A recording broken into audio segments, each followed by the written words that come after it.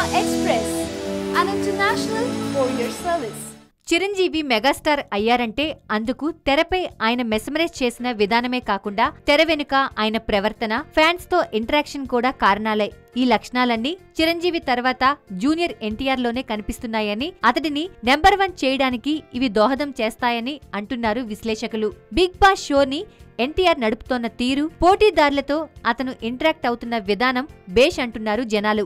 ఇక ఇవన్నీ ఒక ఎత్తైతే, మొన్న జరిగిన బిగ్ బాస్ షోలో నేనొక స్టార్ని అన్న విషయం కూడా మర్చిపోయి సాధారణ పార్టిసిపెంట్లా స్టేజ్పై కింద కూర్చొని చికెన్ తినడం, ఇదొక్క సంఘటన చాలు.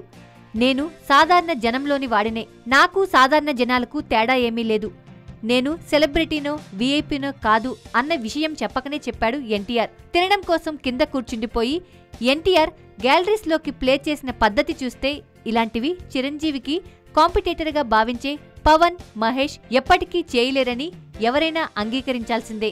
కేవలం తన చలాకీతనంతో, స్పాంటనిటీతో ఈ షోని పెద్ద హిట్ చేసిన ఎన్టీఆర్ అటు ఫ్యాన్స్తో ఇంటరాక్షన్స్ లోనూ చిరంజీవిని ఫాలో అవుతున్నాడు. చిన్న పెద్ద తారలతో కలిసిపోయి వారికి ఇతను మన బాస్ అనిపించే రీతిన ఎన్టీఆర్ నడుచుకుంటున్నాడు.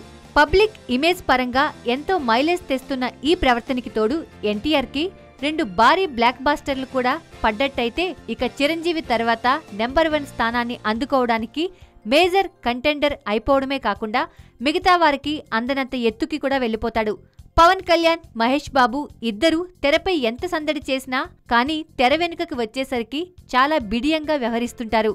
ఎన్టీఆర్, చిరంజీవి మాదిరిగా కలుపుగోలుతనం, అందరినీ తమ వాళ్లుగా కలుపుకుపోయే గుణం వీరిలో లేవు. మీడియా ఇంటరాక్షన్స్ లో కూడా చాలా ముక్తసరిగా పాయింట్ టు పాయింట్ మాట్లాడతారే తప్ప గ్యాలరీస్లోకి ప్లే చేయరు.